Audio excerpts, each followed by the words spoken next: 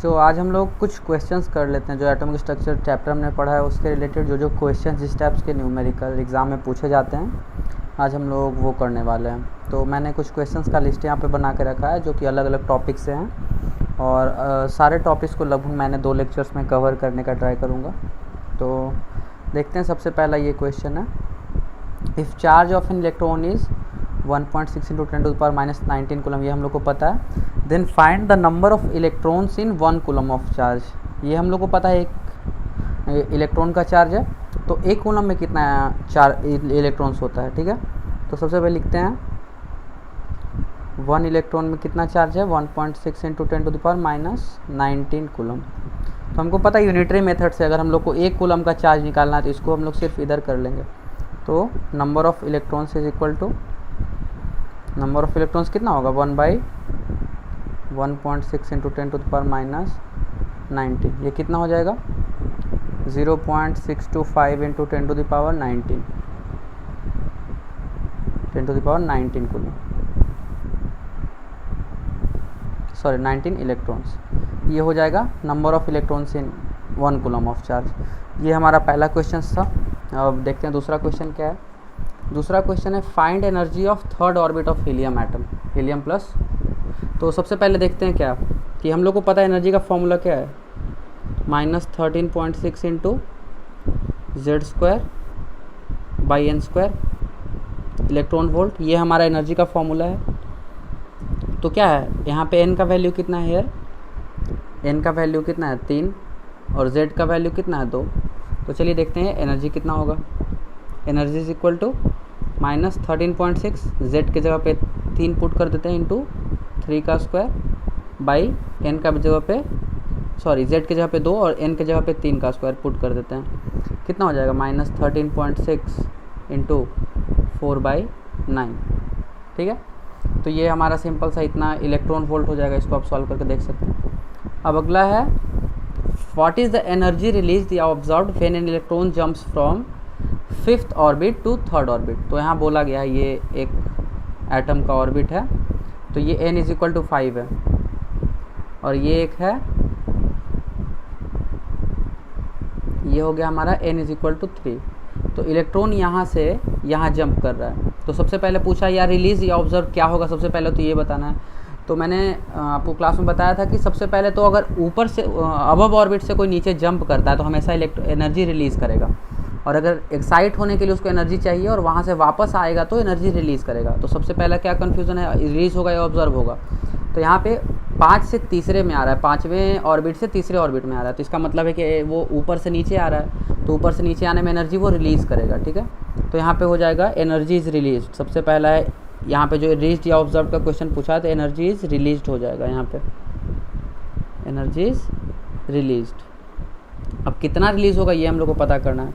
तो लिखते हैं एनर्जी का फॉर्मूला सबसे पहले क्या है, -13.6 × Z²/n²। ठीक है, तो Z², अब यहाँ पे Z का वैल्यू कितना है, लिथियम है, लिथियम का Z कितना होता है 3 होता है। n का वैल्यू कितना है 5 है, और जंप किस में किया है, n1 का वैल्यू ये हो गया और n2 का वैल्यू हो गया 3। तो हमको पता था ना कि अगर डिफरेंस हम लोग को निकालना होता है, एनर्जी का डिफरेंस कैसे होता है, -13.6 × Z² हो गया और 1/n1² -1/n2², ये हो गया एनर्जी का डिफरेंस, ये हो गया डेल्टा ई, एनर्जी का डिफरेंस अगर हम लोग को निकालना है तो अब चलिए वैल्यू को सिर्फ पुट कर देते हैं। ठीक है, तो वैल्यू क्या हो जाएगा, -13.6, z का वैल्यू कितना है 3 है, तो 3 का स्क्वायर 1 कितना हो गया, n1 का वैल्यू कितना है 3 है, सॉरी ये n2 का वैल्यू है और ये n1 का वैल्यू है, n1 का वैल्यू हो गया 3 और -3 का स्क्वायर -1/5 का स्क्वायर। ठीक है, इसको सॉल्व कर लेते हैं, कितना होगा -13.6 × 9 × 1/9 1/25। ठीक है, अब आप इसको सिंपली एलसीएम लगा करके सॉल्व कर सकते हैं। ये हमारा आ गया एनर्जी का वैल्यू, यहाँ पे इलेक्ट्रॉन वोल्ट में आएगा सारा, ये सब इलेक्ट्रॉन वोल्ट में आता है। अब अगला क्वेश्चन क्या है, if energy released by a electron jumping from 5th orbit to 3rd orbit of lithium 2+ ion उसको ई मान दिया गया है, जो एनर्जी यहाँ रिलीज होगा उसको ई मान दिया गया है। Then energy from third orbit to second orbit of helium ion क्या होगा, ई के टर्म में हम लोग यहाँ फाइंड करना है। जैसे सपोज यहाँ पे सपोज x इलेक्ट्रॉन वोल्ट आया है, तो इसी x का मान यहाँ पे ई दिया गया है कि जो इलेक्ट्रॉन जंप किया है 5वें से तीसरे ऑर्बिट में, उसका मान अगर ई है तो हीलियम एट आयन का थर्ड ऑर्बिट से सेकंड ऑर्बिट में जंप करने का ई के टर्म में क्या होगा। इसको देखते हैं कैसे सॉल्व करती है। ज़्यादातर क्वेश्चन इसी टाइप में आता है आप लोगों को, तो इसको समझना पड़ेगा कि इसको सॉल्व कैसे किया जाता है। तो सबसे पहले लिखते हैं कि लिथियम 2+ आयन का 5th से थर्ड जंप के लिए, 5th से थर्ड जंप के लिए कितना एनर्जी रिलीज़ हुआ है। तो हो गया, अभी ऊपर जस्ट हमने सोल्व किया, -13.6 इंटू 9 इंटू 1/9 माइनस 1/25, ये कितना हो जाएगा, -13.6 इंटू 9 इंटू 9 इंटू 25, 25 माइनस 9, ठीक है, ये 9 यहाँ से कट गया, हो जाएगा -13.6 इंटू 16/25, ठीक है। इसको देख लेते हैं सॉल्व करके कितना आएगा, 13.6 इंटू 16 डिवाइडेड बाई 25, ये हो जाएगा 8.704, ठीक है।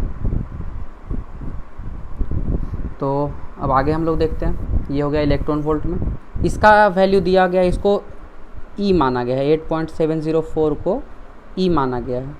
तो अब हम लोग को निकालना किसका है, हम लोग को निकालना है He+ का थर्ड ऑर्बिट से सेकेंड ऑर्बिट के लिए। तो उसके लिए क्या हो जाएगा, ये हो गया हमारा ई। अब हम लोग को निकालना है Z = 2, N1 = 2 और N2 = 3, मतलब कि थर्ड से सेकेंड जंप के लिए कितना एनर्जी होगा। तो चलिए इसका कैलकुलेशन हम लोग करते हैं। तो -13.6 इंटू Z का स्क्वायर 4 हो जाएगा, और N1 का वैल्यू क्या है, 2 है, तो ये 4 हो गया -1/9, ठीक है। ये इसका सिंपली वैल्यू हमने यहाँ पुट किया है, ये कितना हो जाएगा, -13.6 इंटू 4 इंटू 5/36, ठीक है, ये हो गया -13.6 इंटू 5/9, ये हो गया हमारा इलेक्ट्रॉन वोल्ट का वैल्यू। अब इसका हम लोग कैलकुलेट करके निकाल लेते हैं कितना होता है। तो ये हो गया,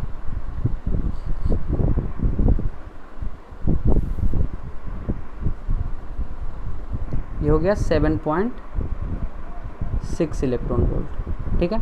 तो हम लोग को निकालना है, इसको हम लोग चलिए मान लेते हैं E2, ठीक है ना, ये E2 हो गया। अब इसको इक्वेशन 1 लेते हैं, इसको इक्वेशन 2 लेते हैं, ठीक है। अब दोनों को डिवाइड कर देते हैं, 1 बाई या फिर 2/1 कर देते हैं, ये हो गया 2/1, कितना देगा हम लोग को, E2/E1 = 8.704/7.6, यही देगा हम लोग को वैल्यू। अब यहाँ से हम लोग क्या कर रहे हैं, E2 का वैल्यू हमको फाइंड करना है E1 के टर्म में, जो कि E है, सिंपली इसको हम लोग E लिख देते हैं, ठीक है। तो E2 का वैल्यू हम लोग को E1 के टर्म में फाइंड करना है, तो क्या हो जाएगा, E2 = 80.704 डिवाइड बाई 7.6 इंटू ई। तो ये हमारा आंसर हो गया एनर्जी का वैल्यू ई के टर्म में, जो हमारा क्वेश्चन में क्या पूछा गया था। Then energy from third orbit to second orbit of helium plus ion, E के टर्म में कितना होगा। ई के टर्म में हम लोग ने यहाँ फाइंड कर लिया कि जो हमारा रिक्वायर्ड एनर्जी है ये E2 है, E2 हमारा रिक्वायर्ड एनर्जी है। तो ये जो E2 है ये ई के टर्म में कितना आ गया, 8/704 डिवाइड बाई 7.6। तो इसको कुछ करना नहीं है, दोनों का सबसे पहले हम लोग को जो दिया है, जिसका हम लोग को इन्फॉर्मेशन दिया रहेगा, जैसे कि यहाँ पे क्या दिया है, लिथियम का 5th से थर्ड ऑर्बिट का जंप दिया हुआ है, तो उसको हम लोग ई मान लेंगे, उसका जो भी वैल्यू आएगा उसको हम लोग ई मान लेंगे। फिर हम लोग को जिसका ई के टर्म में निकालना है उसका एनर्जी निकाल लिए, और फिर दोनों इक्वेशन को डिवाइड करके ई के टर्म में हम लोग को जो रिक्वायर्ड एनर्जी है उसका वैल्यू लिख लेना। जैसे हम लोग को E2 चाहिए, E2 चाहिए ई के टर्म में, तो E2/E लिख दिया है, E/E2 लिख दिया, और फिर उसको ई के टर्म में हम लोग यहाँ पे मल्टीप्लाई या डिवाइड करके हम लोग उसको सॉल्व कर लेंगे। ये बहुत ही इस टाइप का क्वेश्चन बहुत सारा आएगा, जिसमें कि आपको एक का एनर्जी दिया रहेगा, किसी भी एक जंप का एनर्जी या फिर एक एक्साइटेशन का एनर्जी दिया रहेगा कि दूसरे से 5वें ऑर्बिट में जंप कर गया है, तो उसका वैल्यू अगर ई है तो तीसरे से चौथे में जंप करने का एनर्जी निकालो, वो क्या होगा। तो तो ये सब बहुत इस टाइप का क्वेश्चन आएगा जो कि बहुत ईजिली सॉल्व हो जाना चाहिए, कोई इसमें डिफ़िकल्ट नहीं है। डेल्टा ई का फॉर्मूला आपको पता है, ये है डेल्टा ई का formula -13.6 into Z square by into 1/n1 square minus 1/n2 square, ये हो गया हमारा जेड डिफरेंस ऑफ एनर्जी का फॉर्मूला जो कि यहाँ पे है, ये देख लीजिए। तो ये फॉर्मूला यूज़ करके ये आपको दोनों का एनर्जी डिफरेंस का वैल्यू निकालना है, दोनों को डिवाइड कर देना है और फिर जो रिक्वायर्ड एनर्जी है वो लिख देना है। अब चलते हैं अगले क्वेश्चन की तरफ। तो if wavelength of light is 200 mm, ठीक है, ये 200 नैनोमीटर है, देन फाइंड इट्स फ्रिक्वेंसी। तो हम लोग को नैनोमीटर मतलब क्या होता है, नैनोमीटर होता है 10⁻⁹ मीटर, ठीक है, ये हो गया नैनोमीटर का वैल्यू। तो चलिए यहाँ पे क्या दिया है, 200 nanometre is equal to 200 into 10⁻⁹। हम लोग को एक फॉर्मूला पता है ना, wavelength into frequency is equal to C, जो कि है स्पीड ऑफ लाइट। ये फॉर्मूला हम लोग को पता है। हम लोग को निकालना क्या है, फ्रिक्वेंसी। हम लोग को वेवलेंथ तो दिया है, तो वेवलेंथ दिया तो इसका वैल्यू फ्रिक्वेंसी बराबर क्या हो जाएगा, c/λ। तो लिख देते हैं फ्रिक्वेंसी कितना हो जाएगा, 3 इंटू 10⁸ डिवाइडेड बाई 2 इंटू 10⁻⁻7। ये ऐसे भी इसको लिख सकते हैं ना, 2 इंटू 10⁻⁻7। तो इसको यहाँ पे सिंपली लिख दिए, ये हो गया 1.5 इंटू 1.5 इंटू 10⁻15। ये हो गया हमारा फ्रिक्वेंसी। ये हो गया हर्ट्ज, इसका यूनिट होता है फ्रिक्वेंसी का यूनिट। तो ये हमारा फ्रिक्वेंसी आ गया। ये सिंपल कुछ नहीं, इसमें एक सिंपल फार्मूला यूज़ करना था जिसमें कि हम लोग को पता है कि वेवलेंथ इंटू फ्रिक्वेंसी हो जाता है स्पीड ऑफ लाइट। ये हो जाता है स्पीड ऑफ लाइट। कुछ बहुत ज़्यादा इसमें कॉम्प्लिकेशन नहीं था, सिंपल सा क्वेश्चन है। अब क्या है, number of spectral lines observed when electrons jump from 5th to 2nd orbit, ठीक है। तो ये एक थ्योरेटिकल क्वेश्चन इस टाइप का आपको बहुत ज़्यादा पढ़ने को मिलेगा या फिर बहुत सारा क्वेश्चन मिल सकता है। तो यहाँ बोल रहा है कि एक 5th ऑर्बिट है और यहाँ पे 2nd ऑर्बिट है, ठीक है। बीच में एक 4th ऑर्बिट भी होगा, एक 3rd ऑर्बिट भी होगा।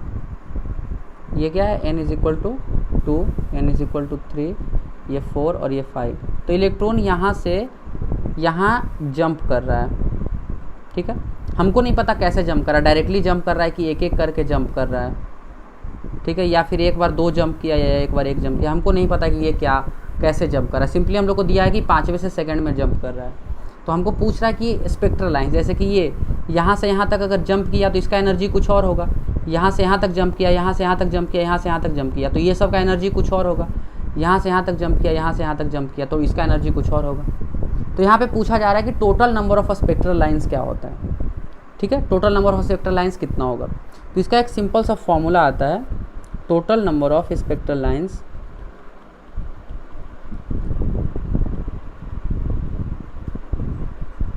एक तो सिंपल है कि आप इसको कैलकुलेट करके देख सकते हैं, यहाँ पे जितना पॉसिबिलिटी है। एक क्या होगा, चलिए एक तो ये दिख गया आपको, एक ये कंडीशन है, एक ये कंडीशन है, एक ये कंडीशन है कि एक बार एक एक करके जंप किया। जैसे कि आपको सपोज़ बोला जाए कि 5 सीढ़ी चलना है, 5 सीढ़ी उतरना है, तो आप कैसे, या तो एक बार 2 सीढ़ी कूद जाइए, 2 सीढ़ी कूद जाइए, फिर एक बार कूदिए। बहुत सारा तरीका है। तो आप सिंपली यहाँ पे एक बार काउंट करके भी निकाल सकते हैं जो जितना पॉसिबिलिटी है। एक पॉसिबिलिटी ये हो सकता है ना कि यहाँ से यहाँ तक जंप किया और फिर यहाँ से यहाँ तक जंप किया, यही 4 पॉसिबिलिटी है यहाँ पे। एक ये पॉसिबिलिटी हो गया कि यहाँ से यहाँ तक जंप किया और एक यहाँ से यहाँ तक जंप किया। एक पॉसिबिलिटी हो गया डायरेक्टली जंप हुआ है। एक पॉसिबिलिटी है कि धीरे धीरे एक एक करके जंप किया है, तीसरा। और एक पॉसिबिलिटी कि पहली बार में 2 और दूसरी बार में 1 जंप किया है। तो टोटल कितना नंबर ऑफ स्पेक्ट्रल लाइन से यहाँ मिल सकता है हम लोग को, एक इससे मिलेगा, एक इससे मिलेगा, एक इससे मिलेगा और एक इससे, यानी कि टोटल 4 टाइप से वो जंप कर सकता है यहाँ पे, ठीक है ना। ये हो गया हमारा एक तरह से सिंपल क्लासिकल मेथड जिससे कि हम काउंट करके निकाल सकते हैं, ठीक है। तो ये मेथड, इस टाइप का क्वेश्चंस भी आपके सिलेबस में बहुत सारा रहेगा और ये मतलब एक अच्छा खासा इंपॉर्टेंट टाइप का क्वेश्चन होता है। ज़्यादा क्वेश्चंस ऐसा आता नहीं है, बट याद रखने के लिए आप इसको समझ सकते हैं कि कैसे सॉल्व करते हैं। आप सिंपली काउंट करके लिख सकते हैं कैसे कितना लाइन्स आ सकता है। बहुत ज़्यादा हाई लेवल का देगा नहीं आपको कि 10 से 1 पे सर्च करो, छोटा छोटा ही दिया जाता है, ठीक है। अब चलते हैं अगले क्वेश्चन पे। If radius of second orbit of H atom is R, then radius of third orbit of helium atom in terms of R निकालना है, ठीक है। हम लोग को क्या बोल रहा है, radius of second orbit of hydrogen is R, ठीक है। तो सबसे पहले रेडियस का फॉर्मूला लिखते हैं, क्या था 0.59 into N square by Z angstrom, ये था हमारा रेडियस का फॉर्मूला, ठीक है। अब क्या है, हमको ये दिया है एक हाइड्रोजन के लिए दिया है और हीलियम का हमको पूछ रहा है। तो हाइड्रोजन के लिए, फॉर हाइड्रोजन एन का वैल्यू कितना दिया है 2 और एच का जेड का वैल्यू है 1, तो यहाँ पे वैल्यू पुट कर देते हैं। तो R1 जो कि R का वैल्यू कितना है, ये R को दिया हुआ है, R का वैल्यू कितना है 0.59 इंटू एन स्क्वायर, एन कितना है 2, 2 का स्क्वायर 4 और बाई जेड, जेड कितना है 1, ये हो गया हमारा R का वैल्यू। तो R is equal to 0.59 into 4 is equal to 2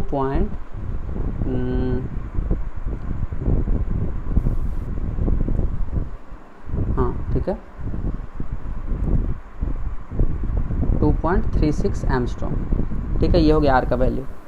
अब हम लोग को पूछ किसका रहा है, third orbit of helium plus ion, ठीक है। हीलियम प्लस में क्या हो गया, N का वैल्यू हो गया 3 और Z का वैल्यू हो गया 2, तो यहाँ पे R का वैल्यू निकाल देते हैं। ये R2 ले लेते हैं इसको, R2 का वैल्यू कितना हो गया, R2 का वैल्यू हो गया 0.59 इंटू N का वैल्यू कितना है 3/9/4 इज इक्वल टू 0.59 इंटू 2.5 एमस्ट्रॉम। अब हम लोग को R के टर्म में निकालना है, ठीक है। R के टर्म में निकालना है तो हम लोग क्या करते हैं, इसको इक्वेशन 1 मान लेते हैं, इसको इक्वेशन 2 मान लेते हैं, यहाँ पे डिवाइड कर देते हैं। R1 R2 by R is equal to कितना हो जाएगा 0.59 इंटू 2.5 और R का वैल्यू हो गया 0.59 इंटू 4, ये हो जाएगा 2.5/4, ये हो गया R2 बाई R का वैल्यू। तो R2 का वैल्यू क्या हो जाएगा 2.5/4 इंटू R, ठीक है। ये कितना हो जाता है 0.625 R, ठीक है। सिंपल है। यहाँ भी सिंपली एनर्जी वाला कॉन्सेप्ट हम लोगों ने यूज़ किया है। एनर्जी में क्या किया था, एक का एनर्जी निकाल के फिर दूसरे के साथ उसको इक्वेट करके और दोनों को डिवाइड कर दी। यहाँ भी हमने एक का रेडियस पहले निकाला, फिर दूसरे का रेडियस निकाला और फिर दोनों को डिवाइड करके हमने दोनों के बीच एक रिलेशन निकाल लिया, ठीक है। तो ये क्वेश्चन इस टाइप का आपको रेडियस से रिलेशन पूछ सकता है कि एक एटम का दूसरे एटम के ऑर्बिट के रेडियस से क्या रिलेशन होता है, तो उस टाइप का क्वेश्चन ये पूछा जा सकता है। अब अगला क्वेश्चन क्या है, तो अगले क्वेश्चन को देखते हैं। यहाँ पे क्या बोल रहा है, find the velocity of electron of first orbit of an element of atomic number 100। तो यहाँ पे बोल रहा है कि उसका रेडियस फर्स्ट ऑर्बिट का निकालना है, तो एन का वैल्यू यहाँ पे 1 हो गया और जेड का वैल्यू कितना है 100 दिया हुआ है, एटॉमिक नंबर 100 दिया है। तो यहाँ पे हम लोग को सिंपली निकालना है वेलोसिटी। तो वेलोसिटी का फॉर्म लोग को पता है 2.18 इंटू जेड बाई एन। अब हम लोग को यहाँ सिंपली वैल्यू पुट कर देना है, sorry 2.18 into 10 to the power 6, 2.18 into 10 to the power 6 into Z by n. तो चलिए फॉर्म वैल्यू पुट करके देखते हैं। तो 2.18 into 10 to the power 6 into 100 by 1, ये हो जाएगा 2.18 into 10 to the power 8 metre per second. तो यहाँ पे आप एक चीज़ गौर कर सकते हैं कि यहाँ पे लाइट का स्पीड कितना होता है, स्पीड ऑफ लाइट कितना होता है 3 इंटू 10 टू द पावर 8 और ये वैल्यू कितना है 2.18 into 10 to the power 8 metre per second. तो एक चीज़ आप यहाँ पे कंसिडर कर सकते हैं कि ये दोनों कितना क्लोज वैल्यू है, लगभग एक कह सकते हैं कि इसका अराउंड 60% है, ये से 70% भी, इसको 70% के लगभग लाइट का वेलोसिटी, अगर किसी एटम का एटॉमिक नंबर 100 हो तो उसका जो वेलोसिटी होगा फर्स्ट ऑर्बिट का वो लाइट के स्पीड से 70% लगभग उसका होगा। तो इससे आप एक चीज़ कंसिडर कर सकते हैं कि जो भी हम लोगों ने हाइजेनबर्ग अनसर्टेनिटी प्रिंसिपल पढ़ा है या फिर जो भी हमने माइक्रो लेवल पे बात किया जो कि सब एटॉमिक लेवल पे है, तो वहाँ पे ही क्यों ऐसा अनसर्टेनिटी आता था या फिर किसी भी चीज़ का हम लोग एग्जैक्ट पोजीशन क्यों नहीं बता सकते, क्योंकि ये सब इतना स्मॉल होता है, इतना इन लोग का हाई वेलोसिटी होता है कि ये लगभग लाइट के जैसा बिहेव करने लगता है। इसीलिए इन लोग का वेव नेचर भी ज़्यादा होता है। बड़े ऑब्जेक्ट का वेव नेचर हम लोग इसीलिए ज़्यादा कंसिडर नहीं करते क्योंकि उन लोग का वेलोसिटी क्या होता है, normal 10 to the power 4 metre per second यहाँ तक पहुँच सकता है। ये भी बहुत ज़्यादा मैंने बता दिया, 10 टू द पावर चलिए एक मान लेते हैं एक लिमिट, लेकिन यहाँ पे इन लोगों का वेलोसिटी लाइट के स्पीड से कंपेरेबल होता है। इस वजह से यहाँ पे सारा हाइजेनबर्ग का अनसर्टेनिटी प्रिंसिपल की इन लोगों का कोई एग्जैक्ट पोजीशन नहीं बता सकता है।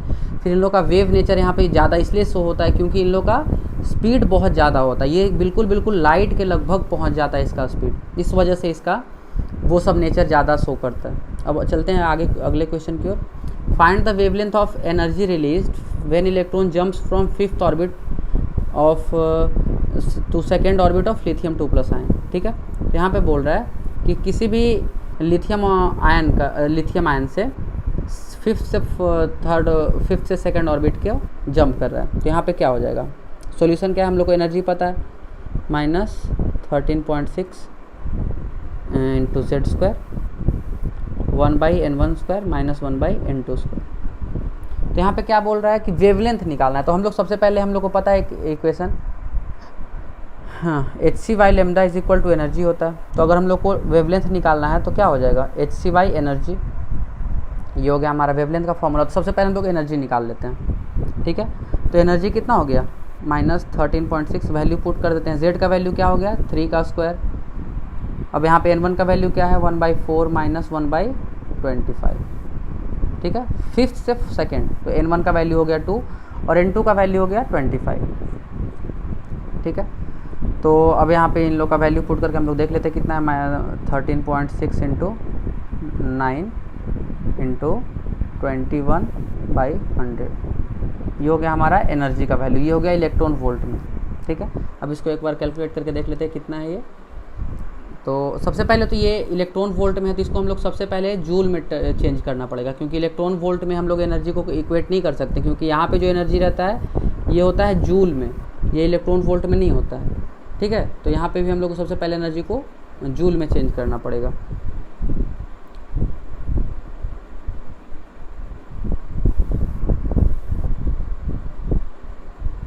तो यहाँ पे एनर्जी कितना हो गया, 25.7 इलेक्ट्रॉन वोल्ट।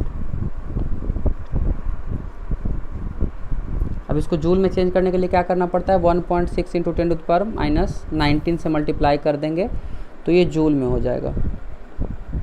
तो 25.7 को अगर हम लोग 1.6 इंटू 10⁻⁻19 से मल्टीप्लाई कर दें तो ये जूल में हो जाता है। तो ये हो गया 41.13 इंटू 10⁻⁻19 जूल। अब हम लोग को पता है hc/λ का फॉर्मूला यहाँ पे हम लोग अब यूज़ कर सकते हैं, क्योंकि ये जूल में कन्वर्ट हो चुका है। सबसे पहले यहाँ पे ध्यान देना कि कभी भी इलेक्ट्रॉन वोल्ट एक इलेक्ट्रॉनिक यूनिट है, वो हम लोग सब एटॉमिक लेवल पे यूज़ करते हैं, लेकिन कभी भी उसको एक्चुअल कैलकुलेशन में यूज़ नहीं करना है, वो सिर्फ एनर्जी कैलकुलेशन के लिए ही ठीक है। तो यहाँ पे अगर हम लोग को किसी भी चीज़ का एनर्जी या वेवलेंथ कैलकुलेट करना है तो हम लोग हमेशा जूल का एनर्जी लेंगे, और जूल में कन्वर्ट करने का क्या रूल है, इलेक्ट्रॉन वोल्ट इंटू 1.6 इंटू 10⁻⁻19 अगर कर देंगे तो ये अपने आप जूल में कन्वर्ट हो जाता है। ये क्या है, एक इलेक्ट्रॉन का चार्ज है, चार्ज ऑफ इलेक्ट्रॉन। तो किसी भी इलेक्ट्रॉन वोल्ट को अगर हम लोग को जूल में कन्वर्ट करना है तो उससे एक इलेक्ट्रॉन का चार्ज मल्टीप्लाई कर देंगे, वो खुद से जूल में कन्वर्ट हो जाएगा। तो अब हम लोग क्या करना है, hc/λ हम लोग का E है, तो अगर हम लोग को लेमडा निकालना है तो क्या हो जाएगा, hc/एनर्जी। ठीक है, अब hc का वैल्यू क्या होता है, 6.6 इंटू 10⁻34 इंटू 3 इंटू 10⁸ भाई एनर्जी का वैल्यू पता ही हम लोग को 41.13 इंटू 10⁻⁻19। अब हम लोग इसको सॉल्व कर लेते हैं, कितना आता है,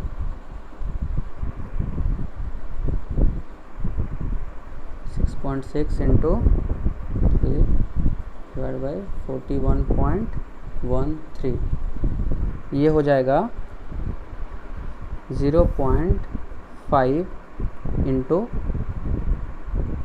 10⁻⁻7। ठीक है, ये हो गया हमारा लेमदा, कितना आ गया, 5 इंटू 10⁻⁻8 मीटर, ये हमारा लेमदा का वैल्यू आ गया। तो ये इस टाइप का क्वेश्चन भी आपसे एग्जाम में बहुत पूछा जाएगा कि आपको एनर्जी डिफरेंस पूछ करके उसका वेवलेंथ निकालने दे देगा कि एक एटम, सपोज चलिए यहाँ पे देखते हैं कि ये एक ऑर्बिट है, अगर यहाँ से जंप हुआ है, यहाँ पे कोई जंप हुआ है, ठीक है, अगर यहाँ पे जंप किया है एक इलेक्ट्रॉन या फिर यहाँ से बाहर जाना चाहता है तो ये एनर्जी कितना रिलीज़ करेगा, और ये फोटोन रिलीज़ हुआ है इसका वेवलेंथ कितना होगा, ये हम लोग को यहाँ पे निकालने दे सकता है। और ये बहुत ही ट्रिक टाइप का क्वेश्चन होता है, क्योंकि नॉर्मल लोग क्या करते हैं, नॉर्मल क्या होगा कि 13.6 इंटू जेड स्क्वायर करके अगर हम एनर्जी निकाले भी तो वो इलेक्ट्रॉन वोल्ट में रहता है। अब इलेक्ट्रॉन वोल्ट को आदमी सीधा एच सी बाई लेमदा कर देता है तो रॉन्ग हो जाता है। तो सबसे पहले दिमाग में क्या रखना है कि जो भी हमारा एनर्जी आया है वो इलेक्ट्रॉन वोल्ट में है, तो इसको जूल में कन्वर्ट करना है। और जूल में कन्वर्ट करने के लिए क्या होता है, electron volt into E, charge of electron अगर हम मल्टीप्लाई कर देंगे तो ऑटोमेटिकली जूल में कन्वर्ट हो जाएगा। ठीक है, तो जूल में कन्वर्ट करना बहुत इंपॉर्टेंट है, तभी आप एच सी बाई लेमडा का फॉर्मूला यूज कर सकते हैं। वहाँ पे एनर्जी आप जूल में ही कंसिडर कीजिएगा हमेशा। अब चलते हैं अगले क्वेश्चन की ओर। Find the frequency and wavelength of energy released by electron when jumps from 5th to 2nd orbit. यहाँ भी चलिए ले लेते हैं वही सेम टू सेम क्वेश्चन ले लेते हैं जो आगे हमने पढ़ा है, ऑफ लिथियम आयन का ले लेते हैं, ऑफ लिथियम 2+ आयन का ले लेते हैं। पहले जो हमने किया तो यहाँ पे हम लोग एनर्जी पहले निकाल चुके हैं। एनर्जी कितना था, जूल में था 41.13 × 10⁻⁻19 जूल। तो एनर्जी तो हम लोग निकाल सकते हैं, 41.13 × 10⁻⁻19 जूल हमारा एनर्जी हो गया। अब आगे हम लोग को निकालना क्या है, निकालना हम लोग को लेमडा है और फ्रिक्वेंसी निकालना है। तो सबसे पहले लेमडा भी हम लोग निकाल चुके हैं अगले क्वेश्चन में, lambda H C by energy हो जाता है। ये भी हम लोग निकाल चुके हैं, 5 × 10⁻⁻8 मीटर। अब हम लोग को निकालना क्या है, फ्रिक्वेंसी। फ्रिक्वेंसी निकालने के लिए हम लोग को पता है फ्रिक्वेंसी निकालना है, तो क्या करते हैं, सी बाई लेमडा कर देते हैं। तो सी कितना है, 3 × 10⁸ डिवाइडेड बाई 5 × 10⁻⁻8 कितना हो जाएगा, 3/5 × 10⁻16 ये हो जाएगा 0.6 × 10⁻16। ठीक है, तो यहाँ पे आप सिंपल लिख सकते हैं 6 × 10⁻15 हर्ट्ज़, ये हो गया हर्ट्ज़ में फ्रिक्वेंसी हमारा। तो ये सब बहुत ही बेसिक क्वेश्चंस मैंने अभी करवाया है जो कि सिंपली बोर्स मॉडल पे बेस्ड है। इसका एनर्जी ऑफ ऑर्बिट पे बेस्ड है कि किसी भी ऑर्बिट का एनर्जी कितना होता है, एनर्जी जंप करने से इलेक्ट्रॉन का वेवलेंथ क्या होगा, या सॉरी एनर्जी का वेवलेंथ क्या होगा, उसका फ्रिक्वेंसी क्या होगा, कितना एनर्जी का इलेक्ट्रॉन का जो जंप होने के बाद कितना एनर्जी रिलीज़ होता है, रेडियस के बीच क्या रिलेशन होता है, एनर्जी के बीच क्या रिलेशन होता है। ये सब बहुत सिंपल सा टॉपिक्स मैंने यहाँ पे क्वेश्चन करवाया है, जिससे कि आपको कॉन्सेप्ट सारा क्लियर हो जाए कि जो भी मैंने इतने लेक्चर्स में पढ़ा है उसका सारा का ये एक तरह से कह सकते हैं कंक्लूजन है कि ऐसे क्वेश्चंस को ही हम लोग को सॉल्व करना होता है। ये जो भी क्वेश्चन का PDF है ये मैं आपको सेंड कर दूंगा ग्रुप में, इसका टेंशन मत लीजिए। और फिर अभी आपको कोई डाउट है कोई भी क्वेश्चन में तो आप प्लीज़ कमेंट सेक्शन में पूछ सकते हैं, और फिर जैसे ही लाइव क्लास होगा उसमें हम लोग आपका सारा डाउट क्लियर कर देंगे। तो आज के लिए रखते हैं इतना ही। अगले क्लास में कुछ और न्यूमेरिकल्स हम लोग को करना है जो कि आगे का टॉपिक से रिलेटेड होगा, जिसमें हाइजेनबर्ग अनसर्टेनिटी प्रिंसिपल है, डी ब्रॉगली वेवलेंथ है, ये सब के रिलेटेड न्यूमेरिकल्स हम लोग अगले लेक्चर में करते हैं।